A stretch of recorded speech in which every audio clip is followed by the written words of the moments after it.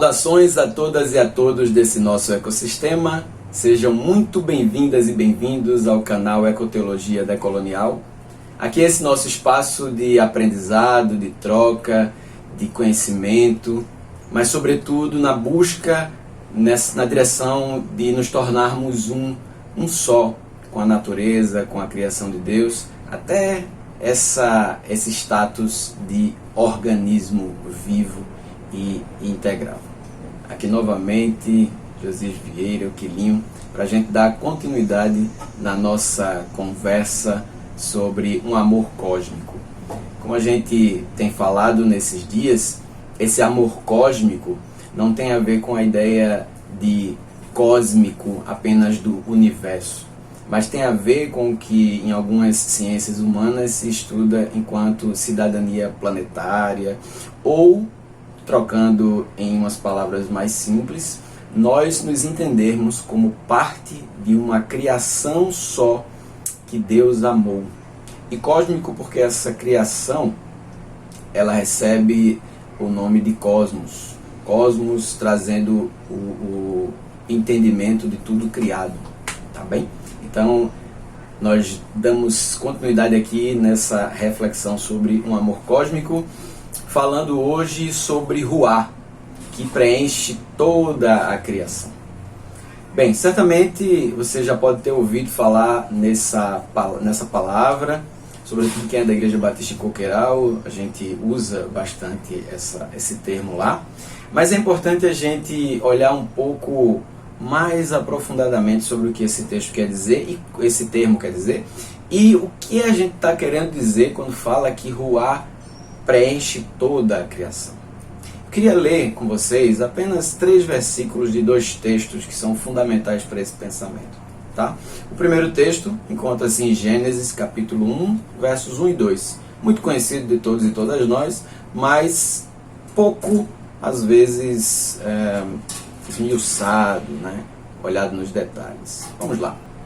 No princípio, criou Deus o céu e a terra.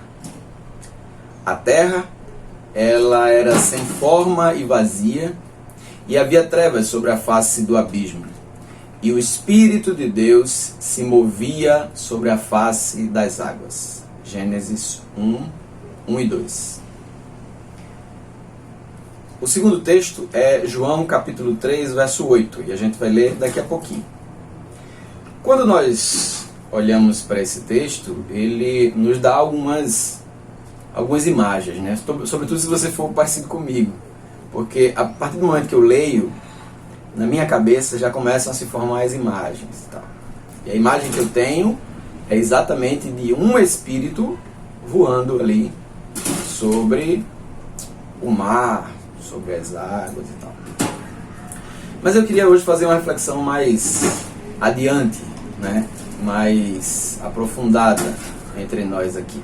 Recentemente, lendo um texto do meu amigo Marcelo Barros, me deparei com uma conclusão igualmente bela a essa que é a descrição da criação de Deus. Essa reflexão que Marcelo trouxe no seu texto, ela nos faz abrir os olhos para o modo como a gente olha para a relação com a natureza. Por que eu estou dizendo isso? Por vezes a gente, enquanto cristão, sobretudo evangélico, nós demonizamos algumas palavras.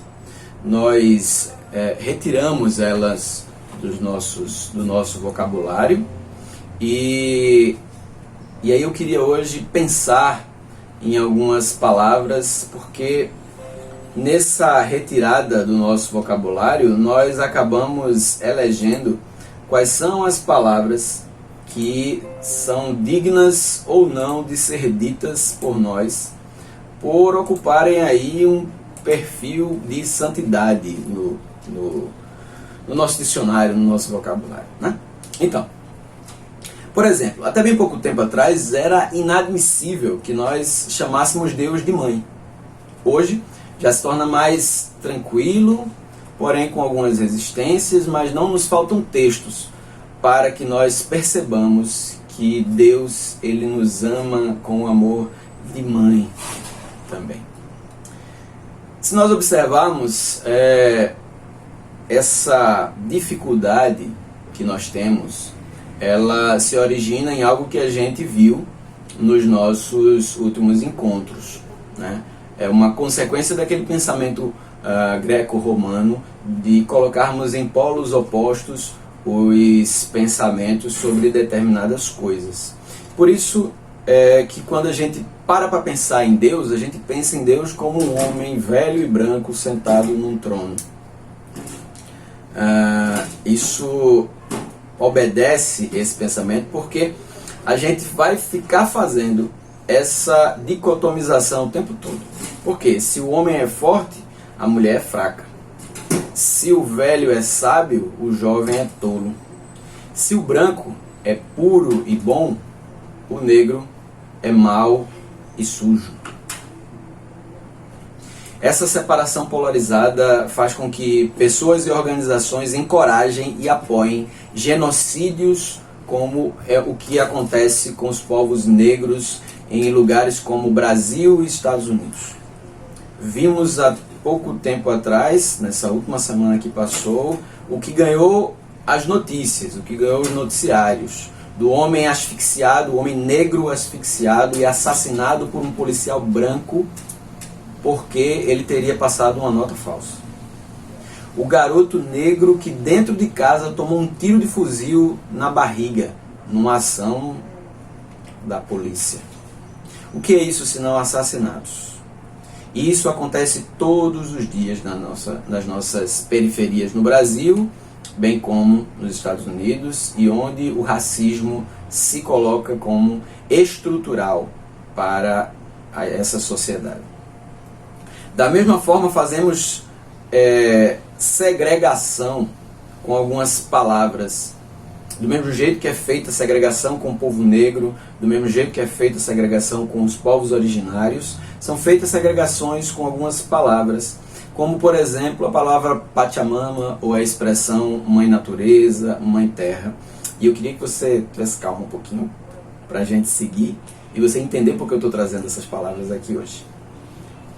No começo dessa nossa série, nós superamos a ideia de pensamento de que o que é natural é pecaminoso. Superamos porque entendemos que Deus ele se revela na sua criação. E aí eu queria falar dessa descoberta que Marcelo trouxe no seu texto. Ele apresentou um estudo de 2 teólogos franceses que faziam uma investigação mais aprofundada sobre a palavra ruá.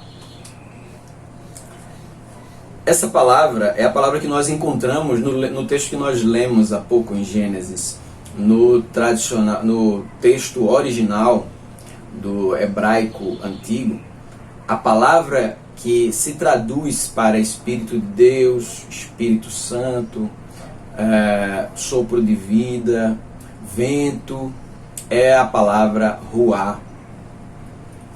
E ela é uma palavra feminina. Ruá não é o Espírito, é a ruá de Deus. Esses teólogos que se dedicaram a estudar o significado da expressão Espírito de Deus ou Espírito Santo apontam o seguinte: os nomes deles são H. Caceres, e ele escreveu o livro Saint Spirit em 1990, e Jean Galot, que escreveu L'Esprit Saint em 1991. Esses são dois exegetas. Exegeta é aquele teólogo que vai estudar o significado dos termos, dos textos, das palavras. Foram em busca das raízes do sentido, que a gente fala das raízes semânticas, do sentido das antigas palavras do hebraico, e especificamente da palavra ruá. E descobriram nas línguas antigas ali, o acádio, o hebreu, que o sentido primitivo não era como sempre admitimos do vento, somente. Mas o espaço atmosférico entre o céu e a terra, que pode ser calmo ou pode ser agitado. Depois, com o desdobramento disso, esse espaço se amplia e se transforma em todo o ambiente vital, onde os seres vivos e animais, seres humanos, vão ter vida. E a partir desse sentido mais originário, derivam-se todos os outros que a gente sabe, como sopro, como vento. Essas experiências dos dois autores você também vai encontrar no livro de Leonardo Boff, de 2013. Bem, o engraçado de tudo isso, na verdade não é engraçado, eu acho que é mais belo de tudo isso, é que esse mesmo significado de preenchimento de vida em todo o espaço atmosférico, em toda a terra, em todo o mar, todo o ambiente, esse espaço de vida, esse movimento vital que é Ruá, também é entendido assim pelos nossos povos indígenas. E daí eles utilizam os termos Pachamama, Mãe Terra, Mãe Natureza. Estamos aqui diante de uma descoberta, de uma revelação lindíssima da parte de Deus. Porque a gente não está diante de uma outra deusa. A gente não está diante de uma deusa apartada de Deus a ser adorada. Nós estamos diante, sim, da manifestação do Deus Criador que se move sobre a face das águas e preenche, inunda o espaço atmosférico, o ar, toda a água, toda a terra, dando vida e possibilidade para que a vida continue seu ciclo. Você já tinha pensado nisso? Eu particularmente não. Mas quando eu me deparo com essa declaração tão grande de amor, a presença do Espírito de Deus, da Ruá de Deus, percebo que qualquer dano que se cause à criação desse Deus se configura como pecado contra toda a integralidade desse Deus. Pecado contra Deus em sua santidade criadora. E por que eu separei o texto de João 3:8 para depois? Porque para além das nossas reflexões de que o Espírito de Deus ele habita somente nos nossos espaços de culto, nós temos a Ruá de Deus ocupando todo o espaço. E isso se configura na liberdade do Espírito Santo de Deus, nas palavras de Jesus, que indicam que o Espírito está solto e ele sopra onde quer. Quando ele diz para Nicodemos: o vento assopra onde quer e ouves a sua voz, mas não sabes de onde vem nem para onde vai. Assim é todo aquele que é nascido do Espírito. João 3:8. Meu irmão, minha irmã, nessa semana a gente vai continuar conversando sobre esse amor cósmico de Deus, esse amor cósmico que ele declara e nos convida a amar tudo que ele amou. Espero vocês, que Deus te bendiga.